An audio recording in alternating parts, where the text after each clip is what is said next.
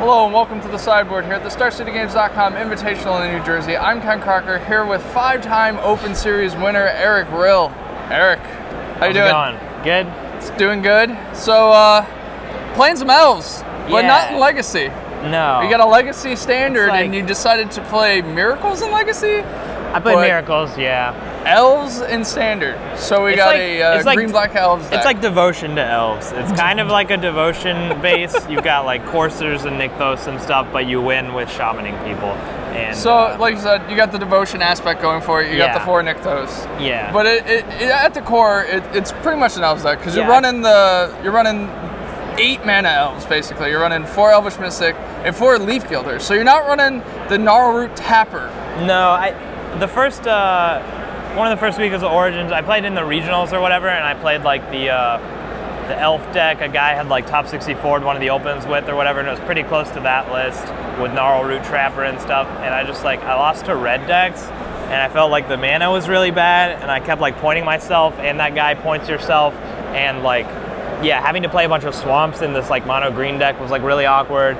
And if you just cut the black 1-drop guy, it makes the mana a lot better, and you can play a lot more Nykthos. And at some point I thought of Courser, and it kind of just like fixed everything that was wrong with the deck and made it like run smoother.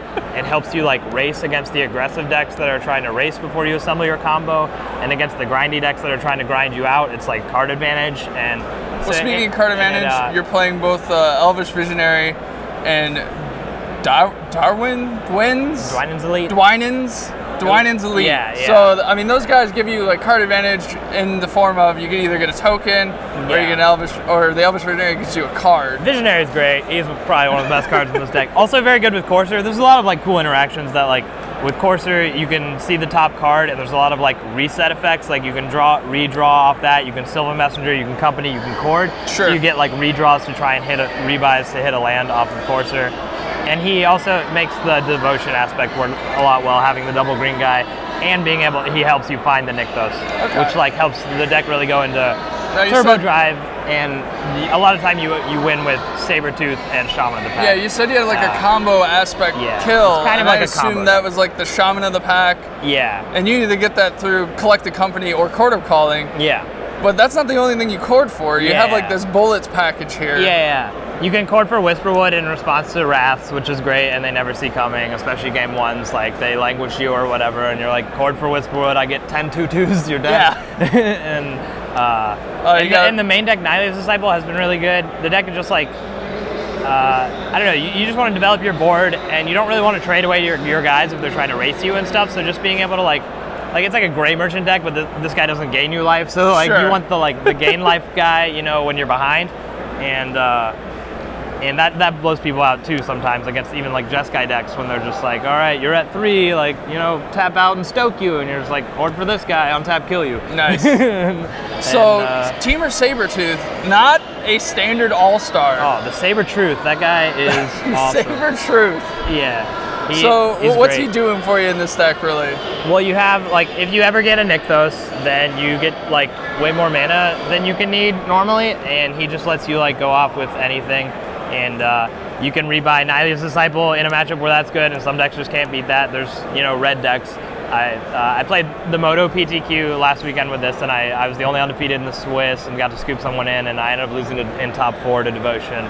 To Cranderson, who I rode up here with. So there's some pedigree to the deck. It's not just something you brewed up out of nowhere. Yeah, it's been something I've been working on for a bit, and well, it was an online PTQ. Sure. But yeah, I 4-1 the first PPTQ I played with it for Moto, and then crushed the Swiss, and I beat the guy who won it in the Swiss, where I'm pretty sure he was playing a Tarka Red. I think that was the one where game 1 he scooped when I was at 45.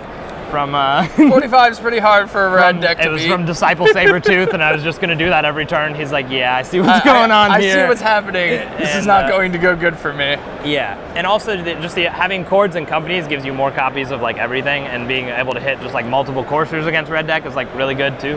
So I heard, I remember seeing online that you had posted that it's basically like playing Modern. Yeah, while everyone else is playing it feels like playing Modern in a standard deck, because you have like all these tutors, and like you get to play Court of Calling, which I mean people forget is in standard because most of the decks can't play it, but this is a really good Court of Calling deck. Dwynen's Elite and Elvish Mystic are free on a turn you're courting, and it just gets everything, and there's like always something good to get.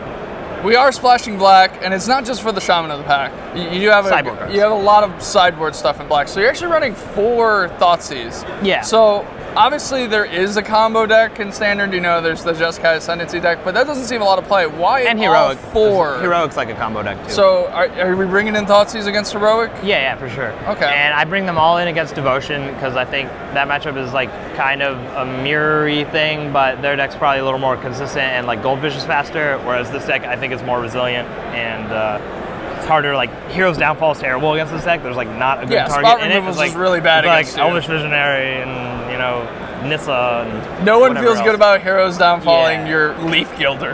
Yeah. So, you also have a bunch of one-ofs in the sideboard as well. I wanted to go over just a couple of them. You have an Evolutionary Leap, but only one. Yeah, I'm And it's trying not that one out. I those- played like 2 Den Protectors in the list before, but I went down to like 1 Leap because I wanted another slot for one of Chord guys. Because I wanted to fit the Minister of Pain in. So yeah, the Minister of Pain, I assume, is against the Thopter decks or Hangerback Walker, pretty much, to try to take that I mean, out. I thought Atarka Red might be getting bigger. It won the last 2 Moto PTQs and stuff, so I thought maybe people were switching to that version instead of the Pro Tour Red deck version. But I don't know. And then you have limited All-Star Eyeblight Massacre. Yeah, that How card's gr- great. how- I mean, I mean- maybe there should be 2 of them. I don't know, but So instead of it's the just Minister, it's double black. Double black cards are hard to play. You like kind of need an Urborg, so. So But- it looks like the green-black version of the Elf deck. You get Nissa, you get to play all these like resilient threats, and with the Sabertooth or You're just a bunch Sabertooth, of yeah. you get to just bounce and get all the value. You just have like your whole deck is value, and you just want to assemble a board until and like basically everything except Wraths doesn't matter against your deck. Those are the only things that matter. And in a matchup where they have Wraths, you can play around it fairly well with just like play nothing but value guys and leave up company, and then they like have to Wrath you, and if they don't, you company, and then untap. Like sometimes you can just assemble the kill. Generally, the kill is you just want to put a bunch of Shaman triggers on the stack. You like play a Shaman, in response, company, hopefully you hit a Shaman, in response, Chord for the 3rd one and 30 them or whatever. That happens a lot. So 30 damage from the Elf deck without even Yeah, attacking. I mean, so many opponents just like tap out for Elspeth at like 22 life and you just kill them. And, and So yeah, like, if you're looking to play Modern in the Standard format, looks like Green Black Hells is a deck for you. Yeah. Thanks, Eric. Appreciate you taking the time to cite us in. You guys stay tuned for more action here at the Invitational.